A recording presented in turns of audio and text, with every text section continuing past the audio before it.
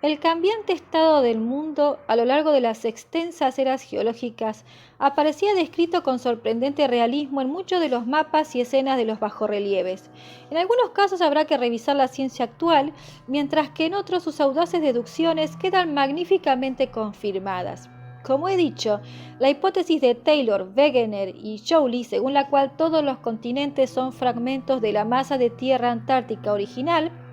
que se resquebrajó bajo el efecto de la fuerza centrífuga y cuyos trozos se separaron deslizándose sobre una superficie inferior técnicamente viscosa,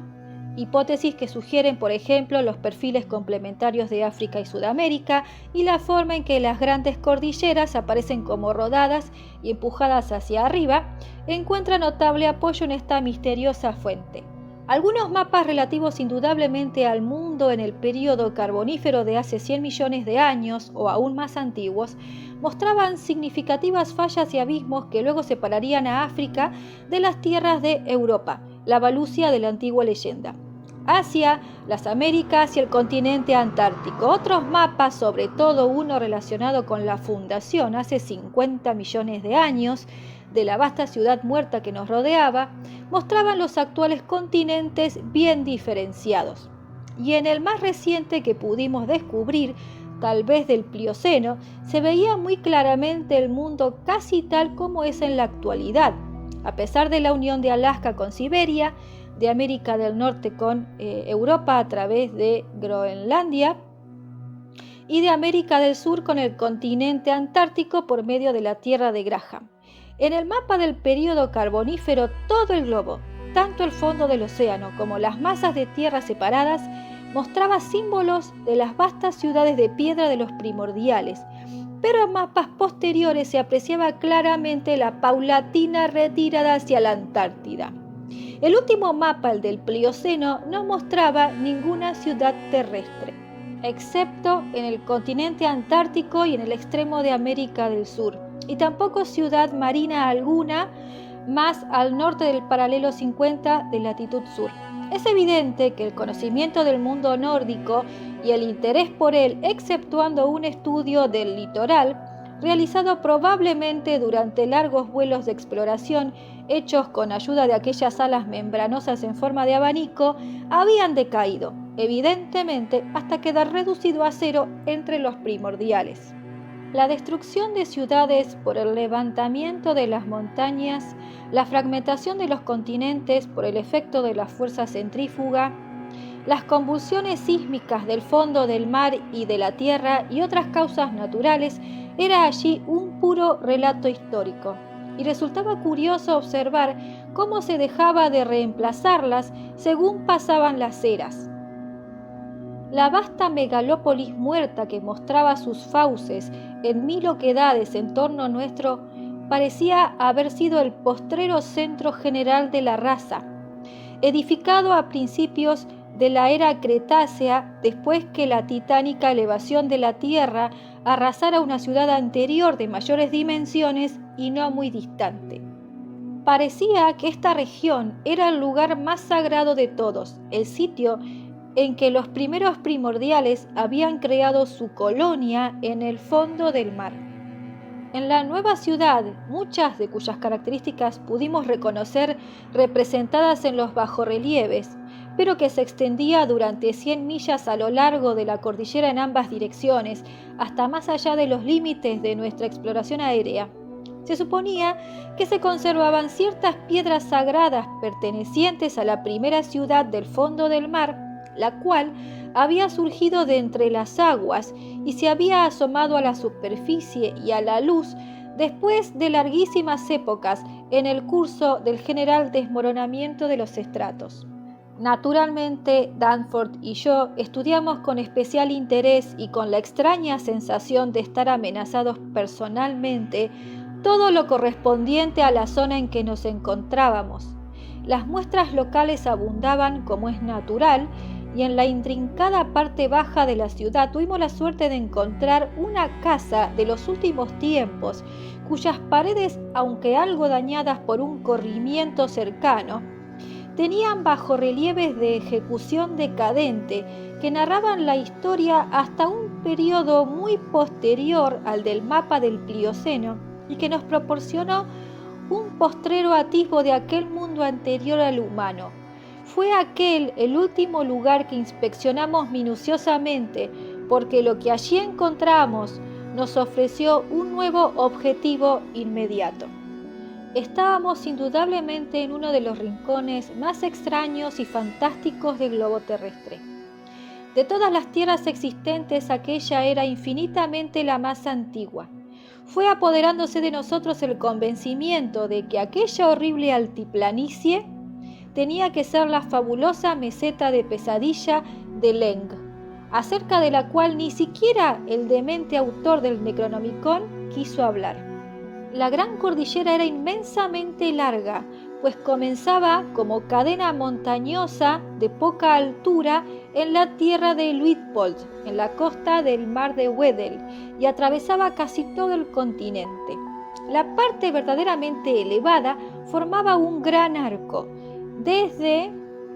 82 grados de latitud este y 60 grados de longitud hasta 70 grados de latitud este y 115 grados de longitud, con su parte cóncava vuelta hacia nuestro campamento y su extremo marino en la región de la larga costa cerrada por el hielo, cuyas cimas divisaron Wilkes y Mawson en el círculo antártico. Sin embargo, otras monstruosas exageraciones de la naturaleza parecían estar alarmantemente próximas. He dicho que estas cimas tenían mayor altura que las del Himalaya,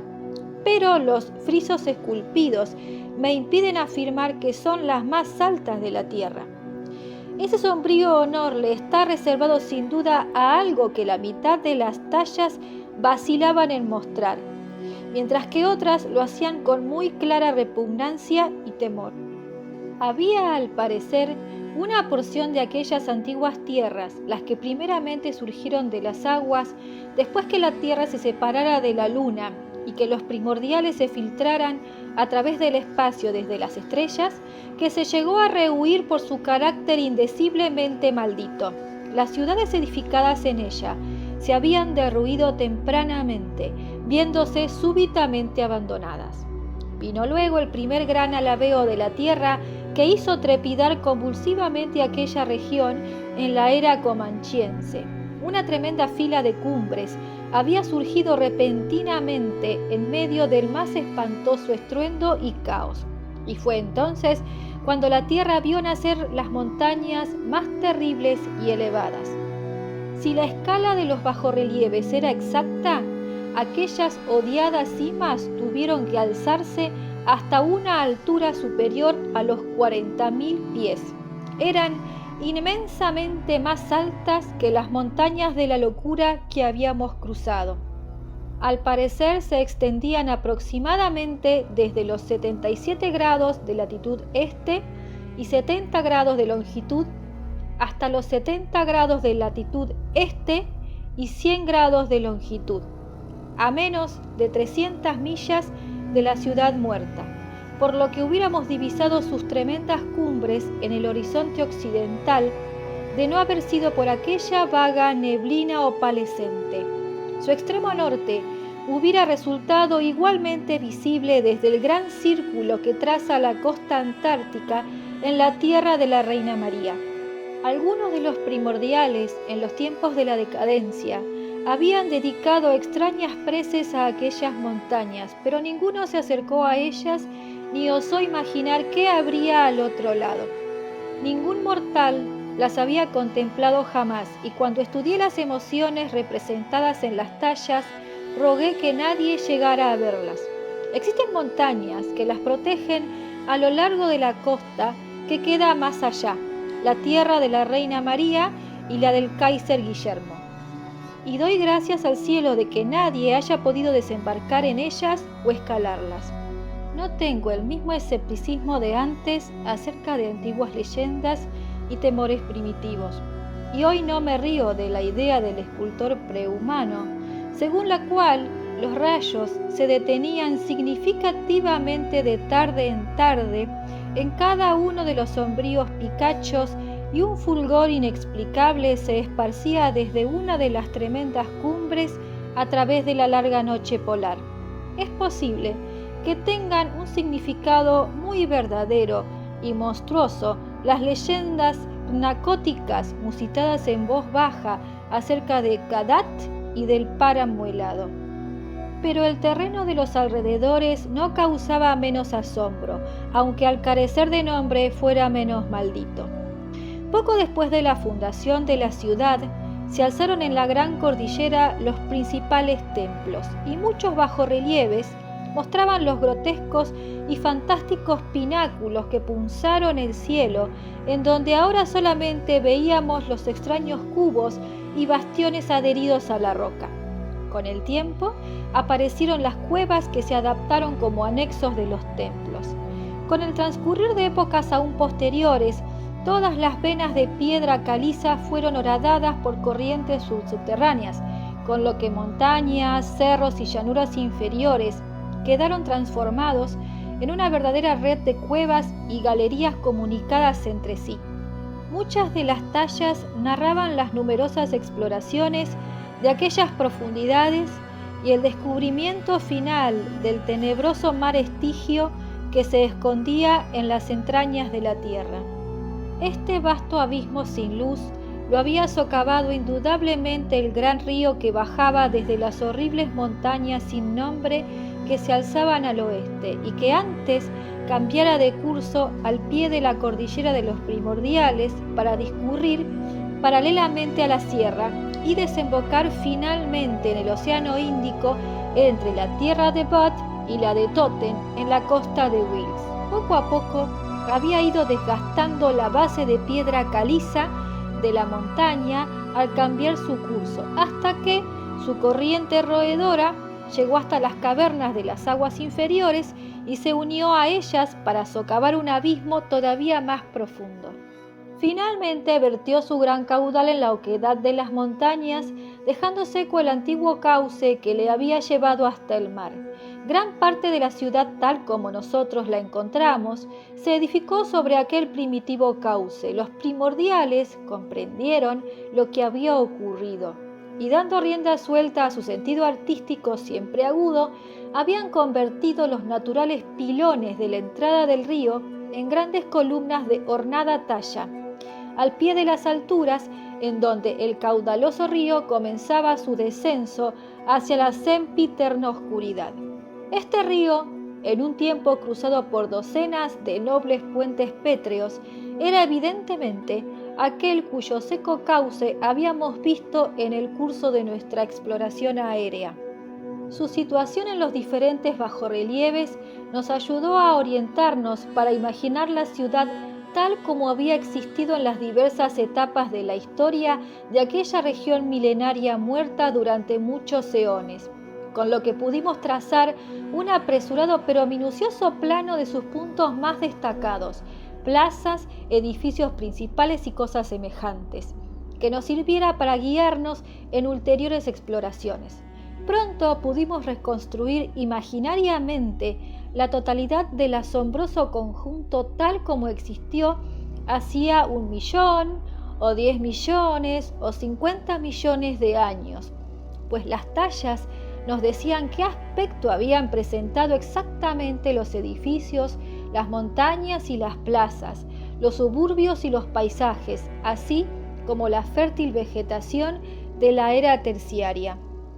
Aquellos parajes debieron ser de mística y embrujadora belleza, y mientras pensaba en ello, casi llegué a olvidar la desabrida sensación de siniestra congoja con que la antigüedad y el volumen, la ausencia de vida y la lejanía del lugar, unidos al constante crepúsculo glacial, habían ahogado y conturbado mi espíritu. Mas a juzgar por ciertas tallas, los mismos habitantes de aquella ciudad habían experimentado un terror insoportable, pues mostraban los bajorrelieves un tipo de escenas repetidas y sombrías, en las que se veía a los primordiales en el momento de apartarse temerosamente de algún objeto que nunca aparecía en la estampa esculpida, encontrado en el gran río y que había llegado arrastrado por las aguas a través de ondulados bosques poblados de plantas trepadoras desde las horrendas montañas que se alzaban al oeste. Solamente en la casa de construcción menos remota y que contenía las tallas más decadentes conseguimos percibir vagamente la calamidad final que llevó al abandono de la ciudad. Indudablemente debió de haber muchas tallas de la misma época en algún otro lugar, aún teniendo en cuenta la merma de energías y aspiraciones propia de un periodo de tensión e incertidumbre, y de hecho, poco después tuvimos pruebas seguras de su existencia. Mas aquel fue el primer y único conjunto que encontramos directamente. Pensábamos proseguir nuestra búsqueda más tarde, pero como ya he dicho, las condiciones inmediatas dictaron que por el momento no señaláramos otro objetivo. En cualquier caso, debían haber tenido un límite, pues cuando se extinguió entre los primordiales toda esperanza de habitar la ciudad durante largo tiempo, hubieron de cesar por completo las labores de decoración mural. El golpe final fue naturalmente la llegada del extremado frío que en un tiempo se adueñó de la mayor parte de la Tierra y que nunca ha abandonado los desventurados polos. El gran frío que en el otro extremo del mundo acabó con las fabulosas tierras del Ómar y de los Hiperbóreos. Sería difícil precisar cuándo comenzó dicha tendencia en la Antártida. Hoy consideramos que el comienzo de las eras glaciales tuvo lugar hace unos 500.000 años, pero el terrible azote debió iniciarse mucho antes.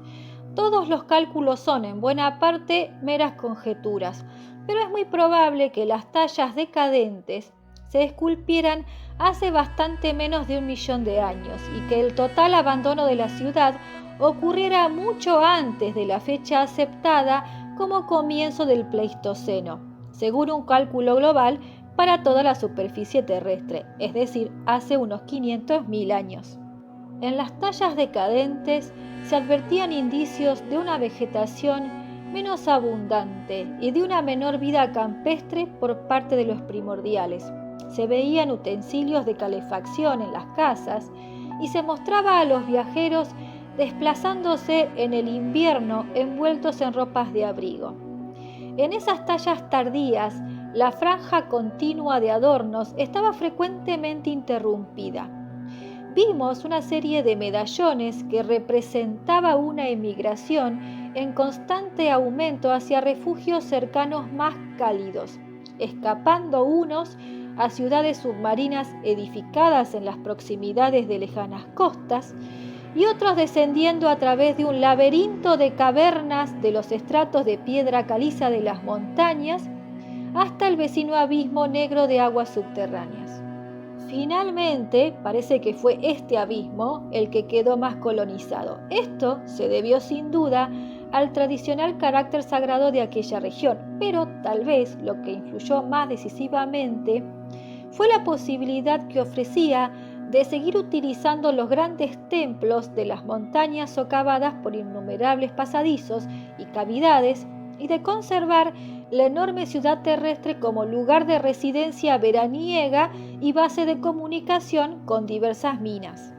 El enlace entre los antiguos y los nuevos lugares de residencia se mejoró, modificando la inclinación de las pendientes, ensanchando caminos en las rutas de unión y también mediante la apertura de gran cantidad de túneles que conducían desde la antigua metrópolis al oscuro abismo, túneles que descendían en picado y cuyas bocas dibujamos detalladamente con gran esmero en el plano que íbamos trazando.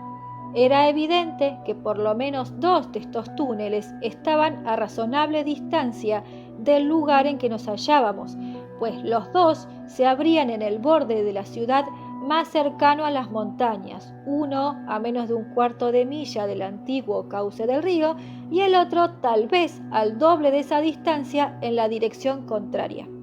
Parece que el abismo tenía márgenes con bancadas de tierra que quedaban por encima del nivel del agua en ciertos lugares, pero los primordiales edificaron su nueva ciudad debajo del agua, indudablemente por ser un lugar más resguardado y que ofrecía una regularidad térmica superior. La profundidad del oculto mar debía ser muy grande, con lo que el calor interior de la Tierra aseguraría su habitabilidad durante un periodo indefinido de tiempo.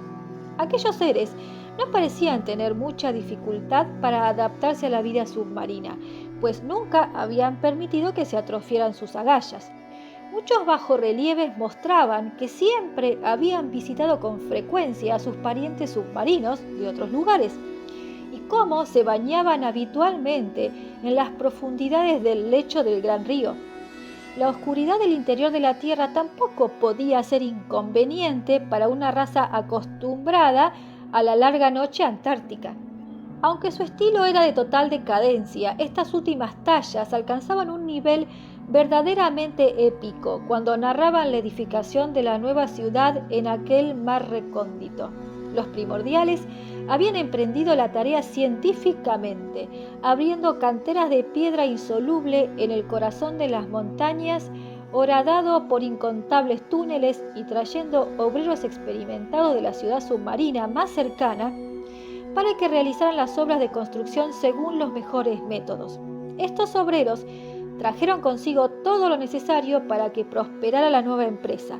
tejido de yogot para crear los seres que se destinarían a levantar las pesadas piedras y que servirían posteriormente de bestias de carga en la ciudad, y otras sustancias protoplásmicas con las que moldear organismos fosforescentes destinados a la iluminación. Finalmente, en el fondo de aquel mar Estigio se alzó una gran metrópolis de arquitectura muy semejante a la de la ciudad exterior y de construcción que demostraba relativamente poca decadencia, debido a los principios matemáticos inherentes a las operaciones de construcción. Los nuevos yogots llegaron a tener un enorme tamaño y a desarrollar singular inteligencia. Los bajorrelieves los mostraban ejecutando órdenes con maravillosa prontitud.